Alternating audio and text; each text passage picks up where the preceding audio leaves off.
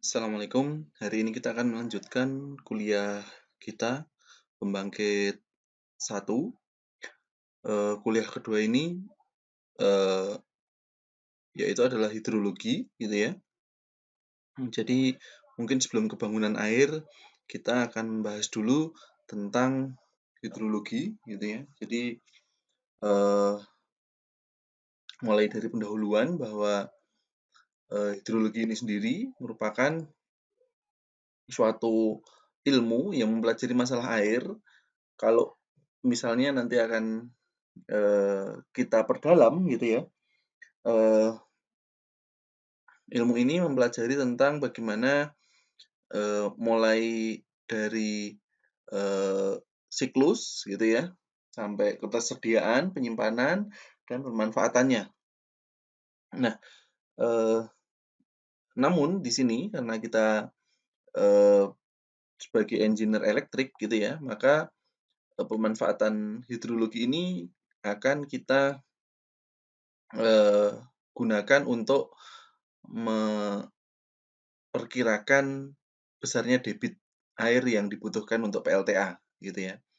Nah, eee, dalam, ilmu hidrologi gitu ya, ada perhitungan mengenai masalah, besarnya banjir. Nah, di perencanaan PLTA nanti juga akan dikenal yang namanya debit banjir atau debit 100 tahunan. Bahwa dalam tiap 100 tahun akan terjadi banjir atau, kondisi yang mengakibatkan, meluapnya, sungai gitu ya, sehingga nanti akan mempengaruhi waduk dan, eee, dam atau, weir, bendung dan bendungan yang kita buat gitu ya. Jadi limpasannya, terus kemudian, bendungnya, weir-nya, itu nanti juga harus mampu untuk menghandle besarnya debit banjir gitu. Nah, Eee, peramalan atau perkiraan dari datangnya banjir itu juga dipelajari dalam, ilmu hidrologi. Nah, selain itu dalam tadi yang sudah saya katakan di awal bahwa nanti akan kita membahas tentang, berapa jumlah debit air yang bisa kita manfaatkan gitu ya, maka, eee, ini adalah gunaan yang kedua gitu ya, bisa kita pakai untuk membangkitkan energi yang kita butuhkan. Sekaligus kira-kira nanti memperkirakan, apakah ketersediaan dari air yang kita gunakan ini bisa berlanjut gitu ya, melalui catchment area dari suatu area.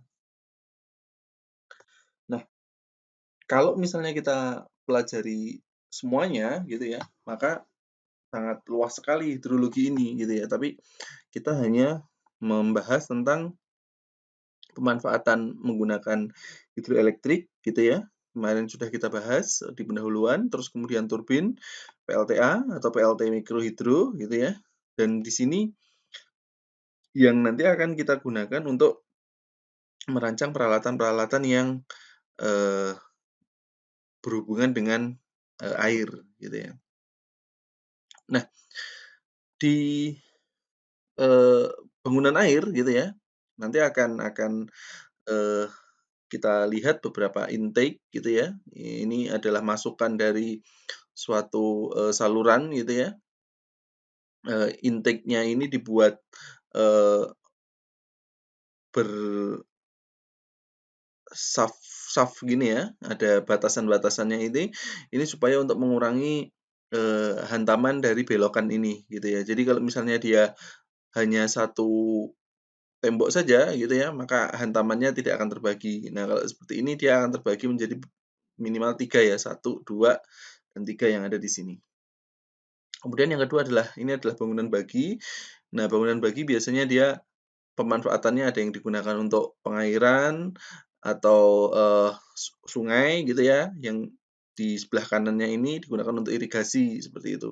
Jadi irigasi tetap jalan dan air yang ada di sungainya yang digunakan untuk mungkin, perikanan seperti itu juga tetap ada gitu ya. Jadi digunakan bangunan bagi. Nah, bangunan bagi biasanya terdapat pintu air yang bisa dikendalikan ini menggunakan manual atau menggunakan motor gitu ya. Namun kebanyakan kalau misalnya, eee, bangunan yang ada saluran irigasinya, itu biasanya cukup menggunakan, manual atau orang, gitu. Nah, di PLTA ini sendiri gitu ya, kemarin, eee, apa, sudah kita bahas bagian-bagiannya di, masukan dari yang ada di sini, bangunan airnya itu adalah intake, terus kemudian, ini adalah dam, terus kemudian, yang keempat ini adalah, penstop, dan yang kelima ini adalah inlet. Inlet, valve yang fungsinya adalah untuk mengatur putaran dari generator, maaf, turbin gitu ya, mengatur turbin yang nanti akan terkoppel ke generator. Nah, di sini inlet ini mengatur bukaan dari, eee,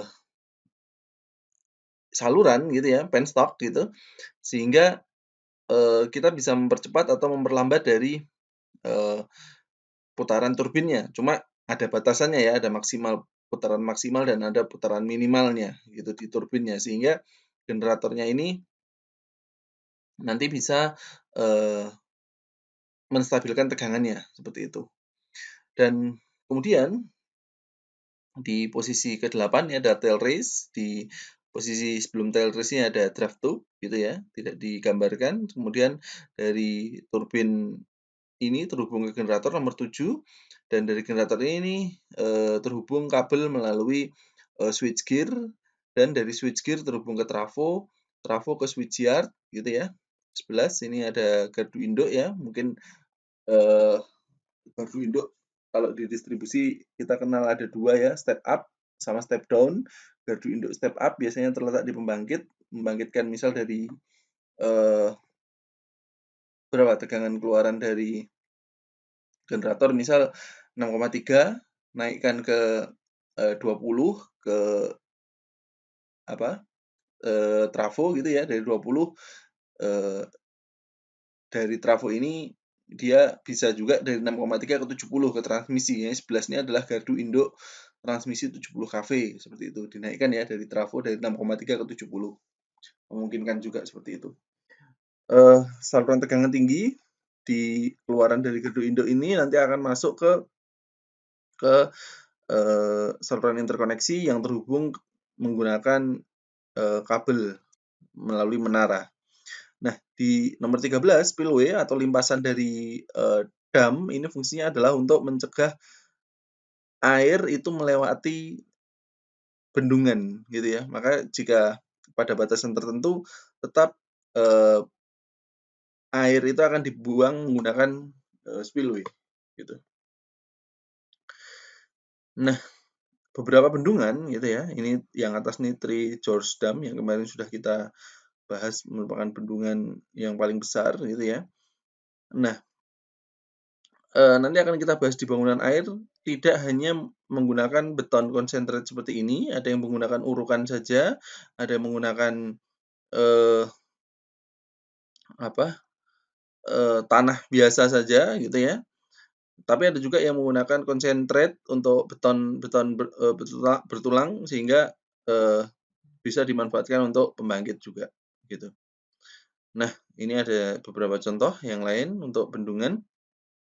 Nah, bendung sendiri gitu ya, bendung sendiri, eee, apabila ini Anda bisa lihat bahwa airnya hanya cukup untuk masuk ke saluran, di sebelah sini ada saluran ya, ini ada nanti fotonya ada di saluran, maka dia langsung masuk ke saluran. Jadi di sininya kering, meskipun ini air dari mana? Ini dari limpasan yang ada di salurannya, supaya salurannya juga, tidak dilewati oleh air gitu ya. Jadi ada pembuangan kecil, tapi ketika kondisi penuh gitu ya, ketika kondisi penuh, hujan, ketika musim hujan gitu ya, maka bendung ini, dia akan berfungsi sebagai, beda ketinggian, sungai yang memiliki beda ketinggian saja, seperti itu. Jadi kalau ketika kondisi, eee, kering atau kemarau gitu ya, ya dia langsung masuk ke saluran, apa, saluran gitu ya. Namun tidak semuanya akan masuk ke saluran karena ada ekosistem yang harus dipelihara juga di sini gitu ya, yang, harus tetap dilewatkan untuk, airnya yang ada di situ. Nah, bentuk bendung sendiri gitu ya, weir, tidak hanya berupa beton konsentrat seperti ini, namun juga bisa menggunakan bronjong gitu ya, batu-batuan yang apa, diberi kawat gitu ya. Cuma kondisi seperti ini, tentu saja tidak bertahan lama dibandingkan dengan bentuk yang beton seperti ini. Ini adalah, saluran gitu ya, saluran dari limpasan tadi keluar yang ada di sini. Eee, Kalau misalnya mau diteruskan ke saluran, itu menuju ke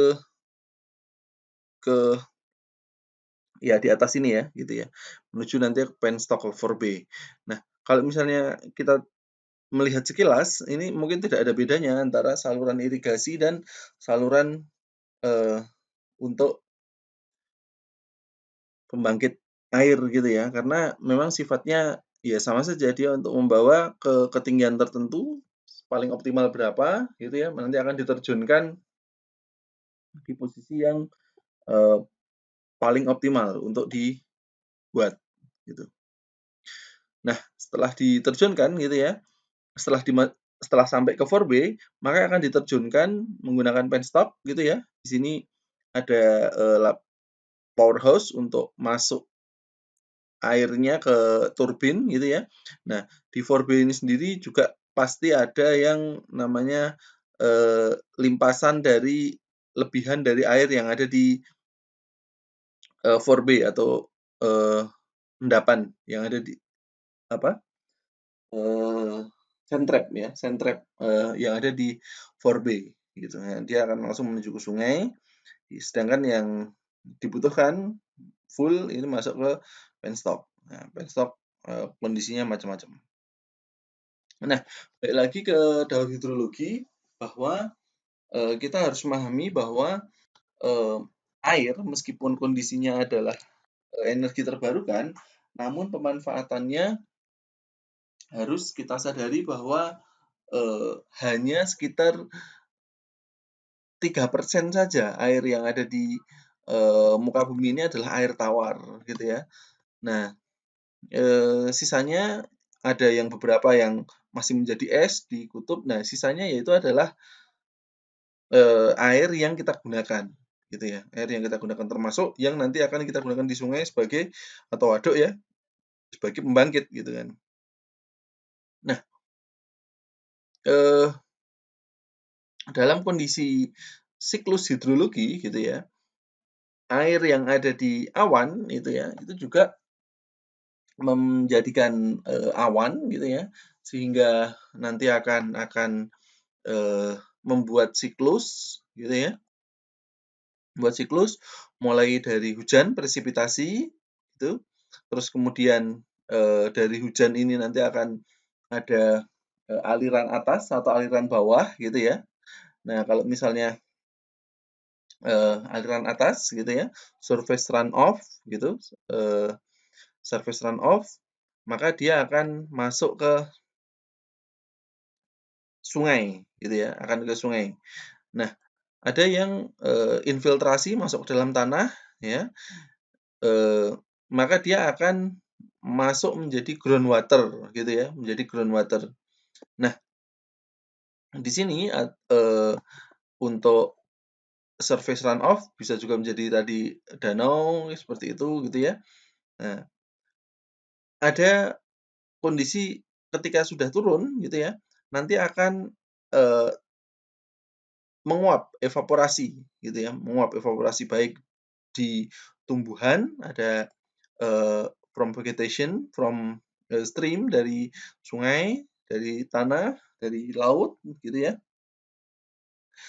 eee, dari tumbuh-tumbuhan gitu ya, itu, eee, terjadi penguapan semuanya sehingga membentuk, eee, awan gitu ya. Nah, di sini, dari sungai gitu ya masuk ke lautan gitu membawa garam-garam mineral ya dari tanah sehingga menyebabkan, air laut, asin gitu ya. Karena banyak mineral dari tanah yang, tertinggal karena penguapan gitu ya, dan dia dibawa oleh sungai yang ada di sekitar lautan tersebut gitu ya, sehingga menyebabkan air laut asin. Nah, setelah terjadi penguapan, maka awan ini nanti akan menjadi hujan lagi gitu ya, dengan pengaruh, angin dan panas matahari gitu ya. Dia akan menjadi hujan dan siklus ini yang kita sebut adalah siklus hidrologi, eee, merupakan siklus yang berkesinambungan atau renewable. Sehingga energi yang dihasilkan oleh air inilah yang kita sebut dia renewable energy. Namun terjadi masalah ketika penggunaan yang ada di sini itu sudah sangat banyak sekali gitu ya. Penggunaan untuk manusia, penggunaan untuk, apa, lahan pertanian seperti itu ya, sangat banyak sekali dibutuhkan. Maka, eee, proses penguapan, proses hujan ini tidak akan terkejar, sehingga lebih dulu dipakai untuk, eee, manusia sehingga terjadi proses kekeringan, seperti itu. Ini adalah penjelasan dari, daur hidrologi tadi. Jadi harapannya, eee, penghematan air itu memang harus dilakukan supaya siklus ini sama, apa ya, sama waktunya sama cepatnya dengan kita menggunakan air gitu ya, gitu. Jadi harapannya tidak terjadi kekeringan gitu. Nah, eee, di sini tadi proses-proses, daur hidrologi, eee, ini akan terus berlangsung gitu ya, akan terus berlangsung sampai kita bisa memanfaatkan dari kondisi yang ada di siklus tersebut. Nah, di sini yang perlu kita lihat bahwa dalam pengambilan data, eee, air gitu ya, Anda bisa lihat bahwa air ini gitu ya, air ini dia memerlukan beberapa. Jadi ada efek penguapan, ada efek hujan gitu ya, ada efek nanti berapa lama hujannya atau seberapa deras hujannya gitu ya. Terus kemudian tanahnya dipakainya dari apa gitu ya, dipakai untuk apa maksudnya dipakai untuk apa, apakah dipakai untuk, pertanian atau dipakai untuk bangunan atau hutan gitu, nilainya berbeda-beda sehingga kita harus memahami area yang nanti akan menjadi sumber energi yang akan kita pakai, gitu ya. Jadi proses hidrologi ini, eee, cara memahaminya yaitu adalah apa saja yang terjadi gitu ya, penguapannya dari mana saja gitu kan. Terus kemudian ketika hujan, eee, jumlah hari hujannya berapa berapa banyak gitu ya. Terus kemudian ya seberapa deras gitu ya hujan tersebut, terjadi gitu ya. Nah, berapa lama run off atau aliran dari sumber air menuju ke bangunan atau bendungan yang kita buat gitu ya, itu juga nanti mempengaruhi semuanya gitu. Sehingga harapannya dari proses ini kita memahami bahwa tidak hanya, kondisi siklus hidrologinya kita hafalkan, tapi juga kita memahami bahwa dalam perhitungan nanti, MOK gitu ya, mungkin pertemuan berikutnya ada, pembahasan tentang bagaimana menghitung metode MOK itu. Nah, itu nanti untuk dihitung gitu ya, apa saja yang dibutuhkan gitu. Ini contoh kondisi yang ada di, eee, Jakarta gitu ya. Anda bisa lihat bahwa ketinggian di Bogor masih cukup, di sini ada waduk, terus ada banjir kanal yang ada di sini, dan ya ini ketika sudah naik maka, ini sudah apa ya, mungkin akan terjadi banjir gitu ya. Nah, yang ada di sini. Resapan air ini bagian, Bogor, Depok, ini Jaksel, Jakarta Utara, ini sudah level airnya Anda bisa lihat yang ada di garis titik garis ini, gitu. Ini level airnya yang ada di situ.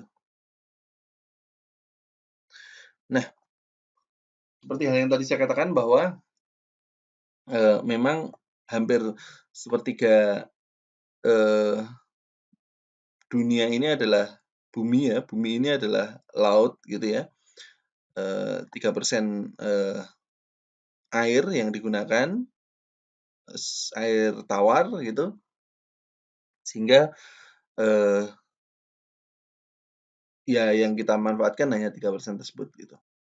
Nah, di sini, eee, sungai akan kita bahas terlebih dahulu untuk hidrologi. Kenapa? Karena dalam mikrohidro, eee, sumber yang kita pakai yaitu adalah sungai.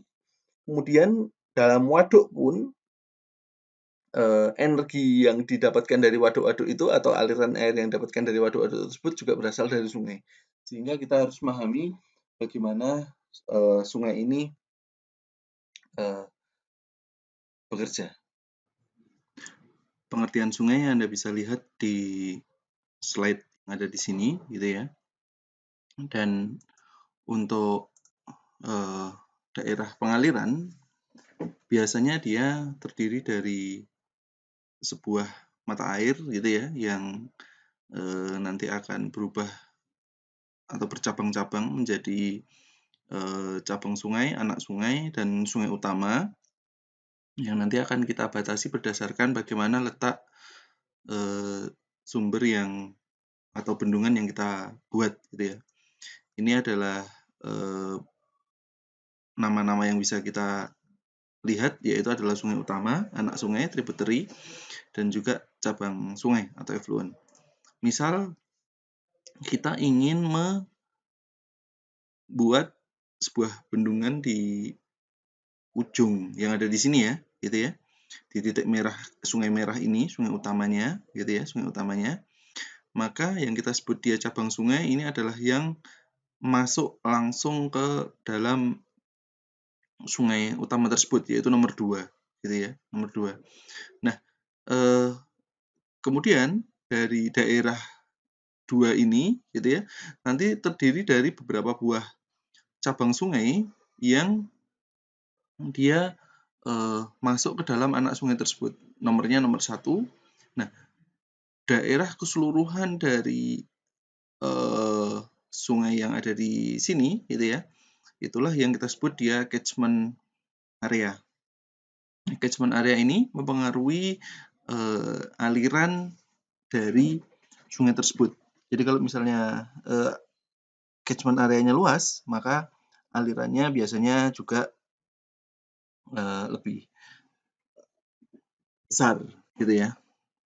Nah, di sini gitu ya, nomor 1 ini kadang dia mata airnya bukan berdasarkan sungai yang ada di, apa, permukaan, bisa saja dia sungai bawah tanah, bisa saja dia terletak keluar dari bebatuan, seperti itu. Nah, ini biasanya sudah ada peta di peta topografi gitu ya, kita tinggal manfaatkan bagaimana peta tersebut, bekerja. Nah, di sini ada 2, jenis debit yang kita pakai. Yang pertama adalah debit banjir, yang kedua adalah debit andalan. Debit banjir ini adalah debit yang digunakan untuk merancang secara maksimal bangunan air yang akan kita pakai. Sedangkan debit, andalan nanti ini adalah debit yang digunakan untuk, pembangkitan tenaga air yang nanti akan kita manfaatkan energinya, gitu ya.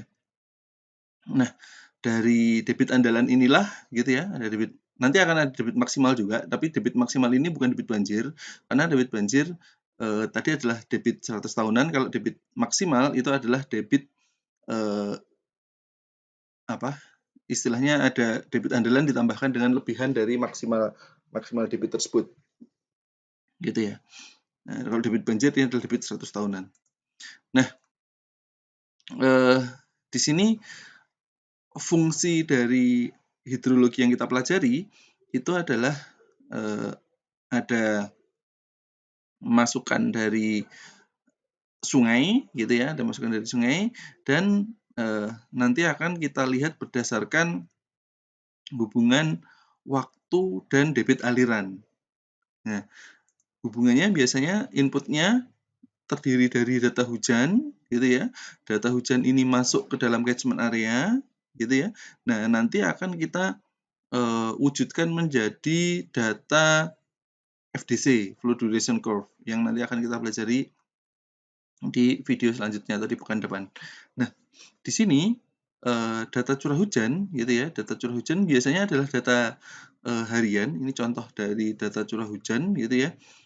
Biasanya kita bisa meminta ke BMKG yang ada di daerah tersebut, stasiun cuaca ya, stasiun cuaca daerah tersebut, apakah dia biasanya terletak di dekat bandara atau mungkin dia terdiri dari stasiun cuaca kecil yang pengamatannya tersebar.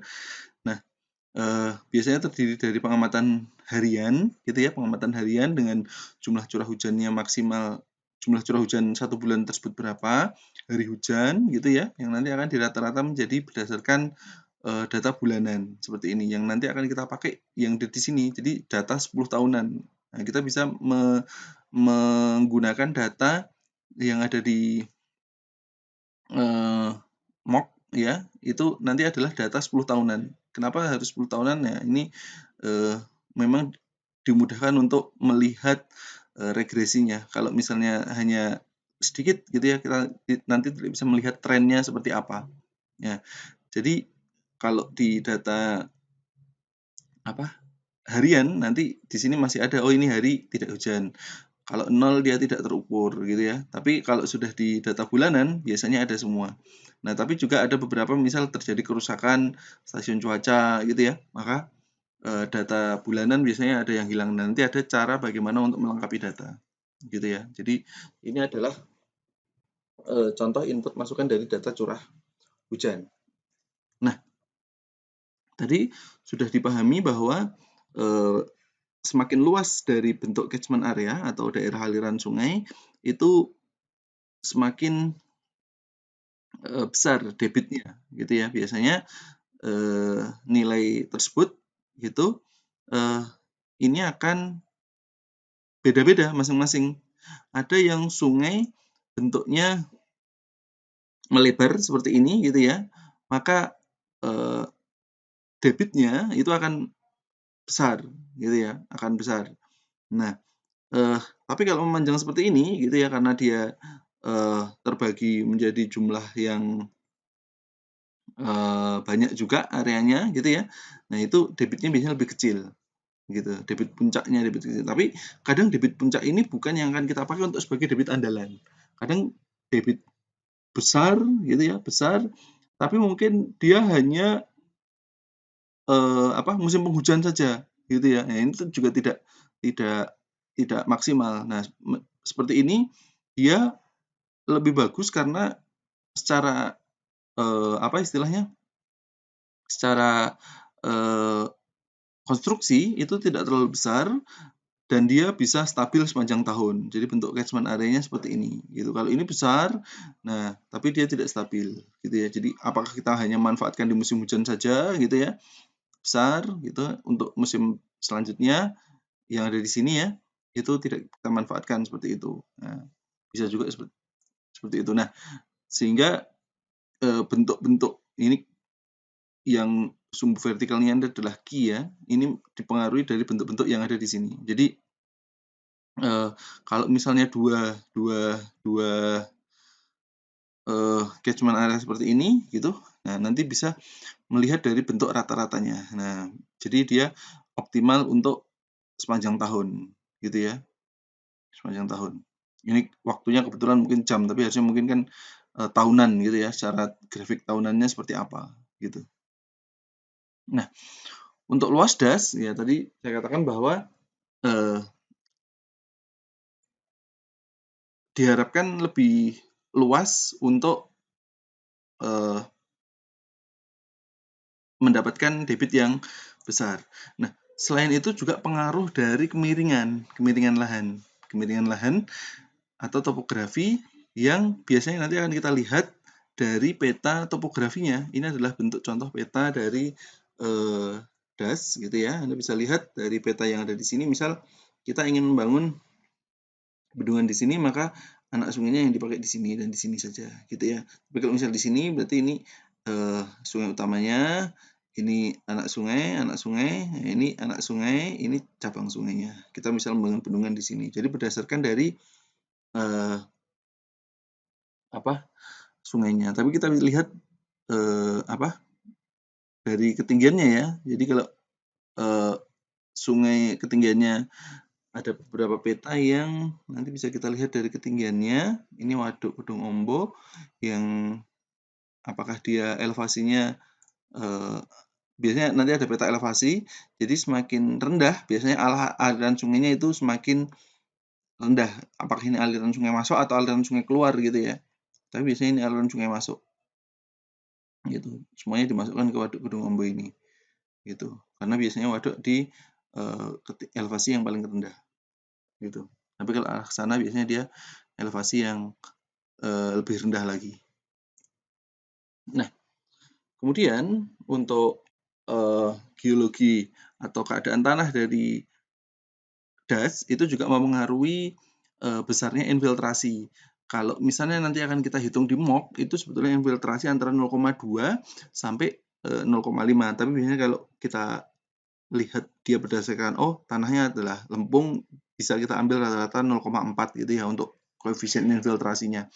Evaporasi juga sama, apabila sedikit tumbuhan yang berdaun lebar gitu ya, itu hutan gitu kan, evaporasinya nanti akan lambat. Tapi kalau misalnya di situ banyak perkebunan gitu ya, banyak tanaman sawah, itu evaporasinya cepat gitu ya, evaporasinya cepat, maka nilai koefisien evaporasinya juga tinggi. Nah, kondisi geologi ini menunjukkan juga bagaimana pengaruh nanti perhitungan di debit untuk model FGMOC. Nah, selain itu kita juga nanti ada panjang alur sungai per satuan luas das. Nah, jadi panjang sungai tadi sudah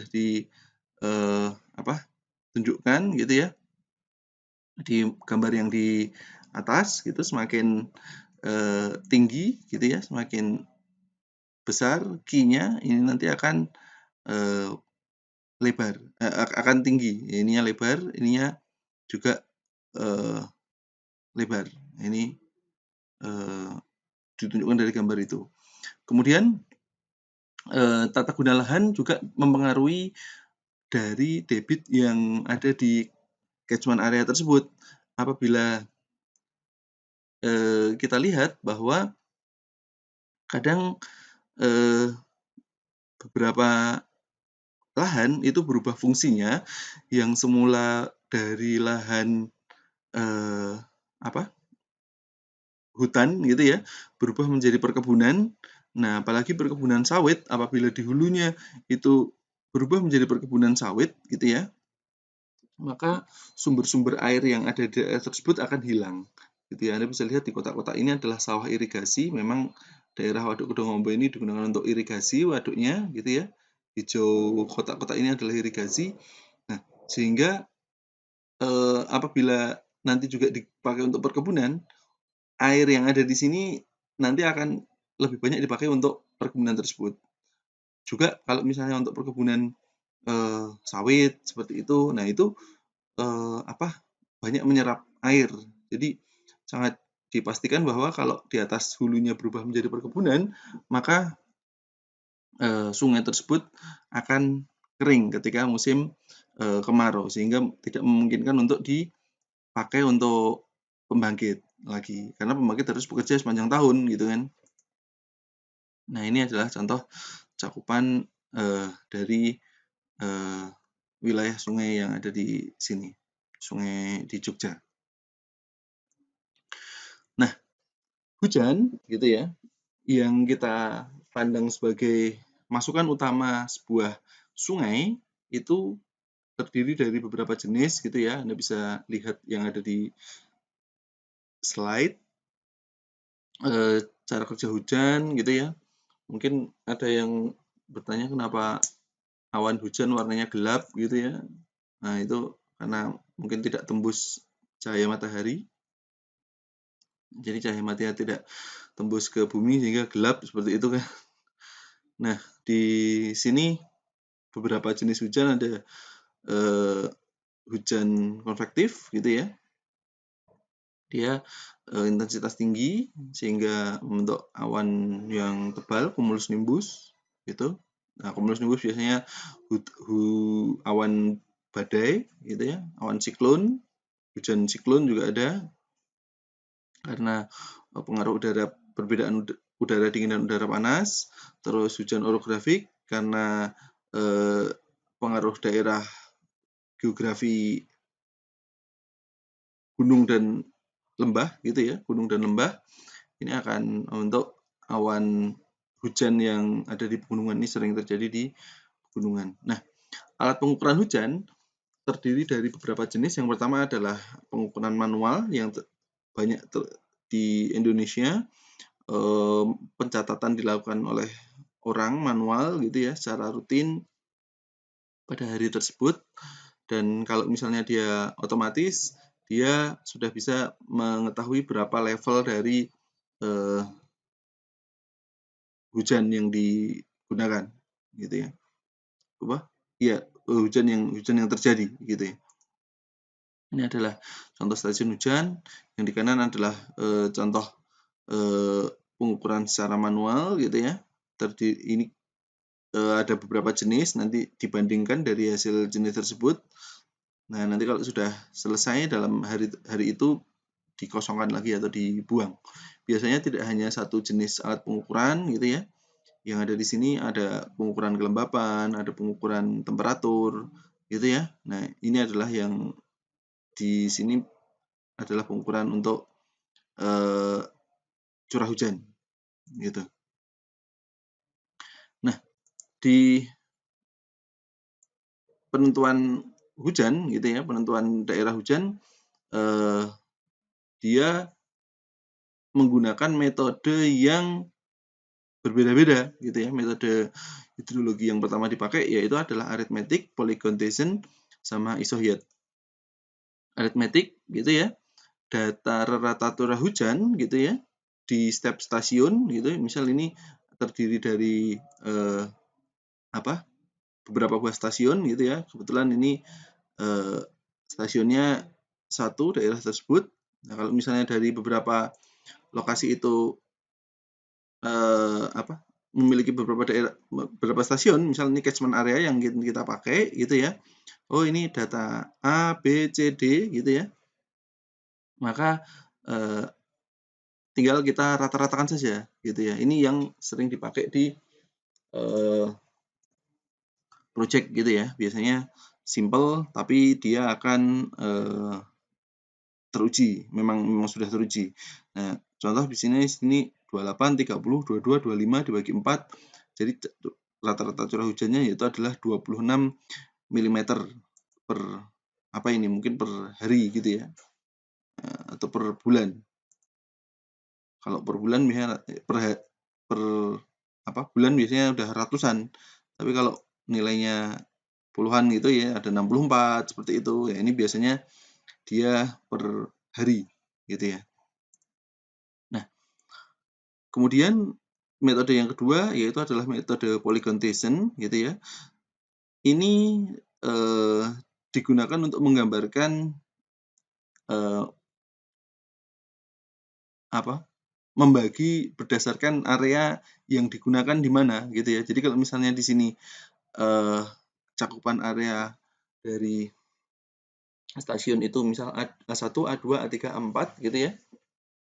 Maka dihubungkan dulu menggunakan garis gitu ya. Menggunakan garis, baru kemudian garis tersebut dipotong menggunakan garis merah ini yang ada di tengah-tengahnya. Jadi hubungkan dulu gitu ya. Nah, kalau misalnya nanti ada satu lagi 5 gitu ya garis, berarti langsung dipotongkan yang ada di situ.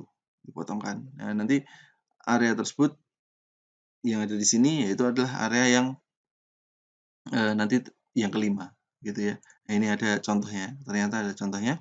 Nah, ini ada garis, ini tetap dipotongkan yang ada di situ gitu.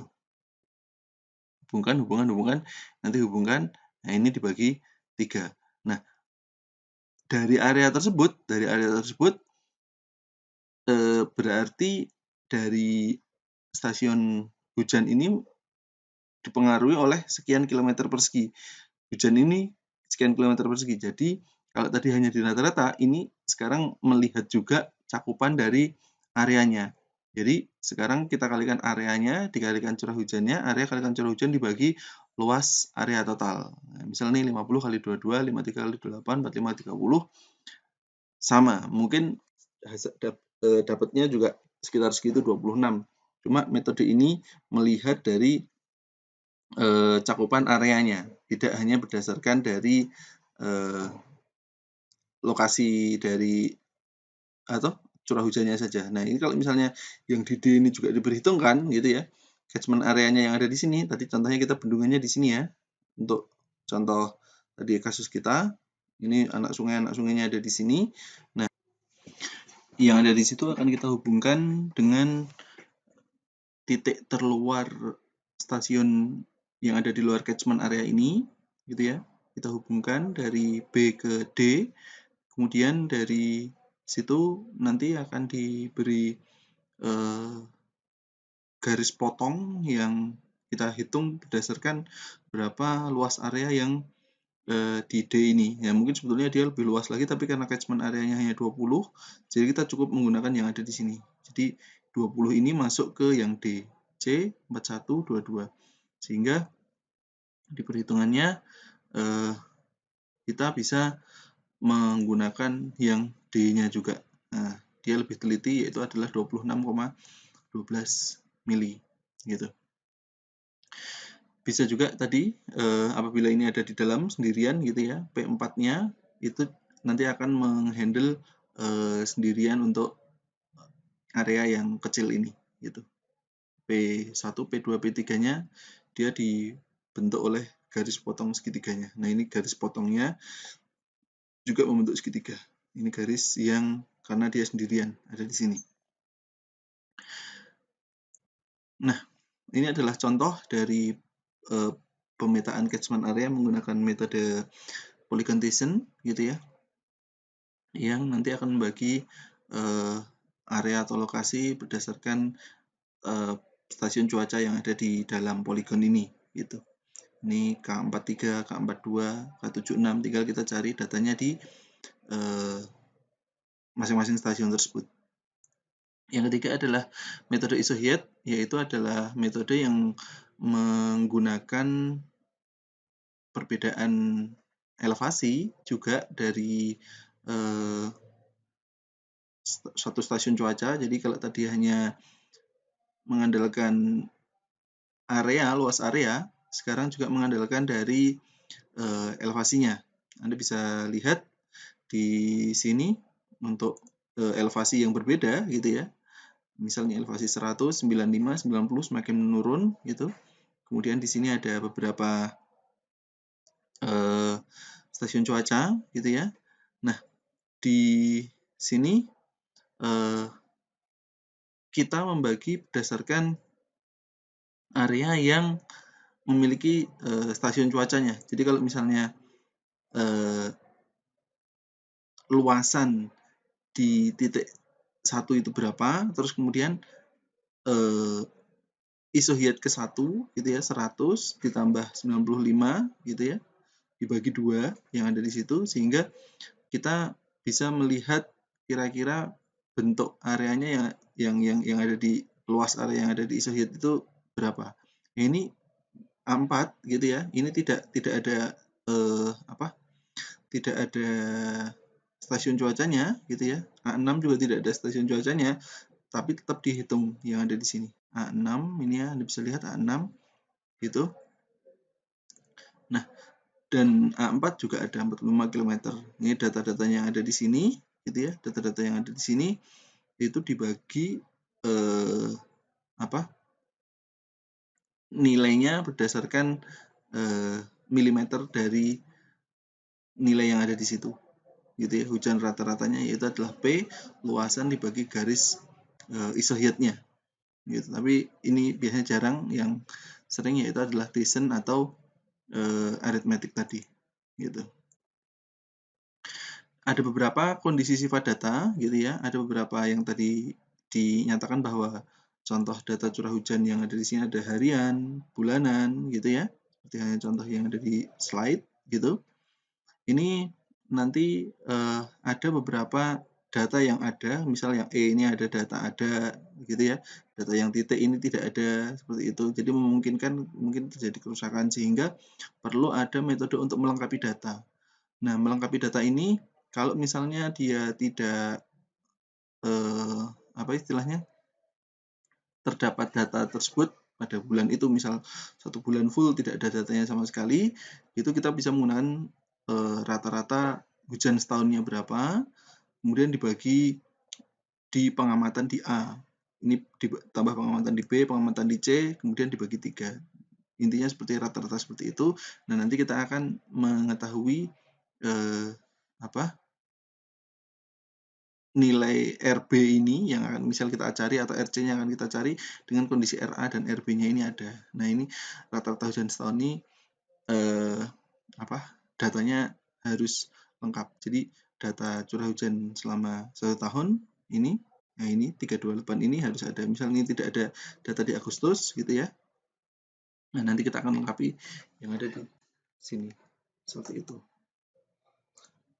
Baik, seperti itu untuk kuliah hidrologi kita. Minggu depan atau video selanjutnya akan kita lanjutkan video tentang FDC. Terima kasih.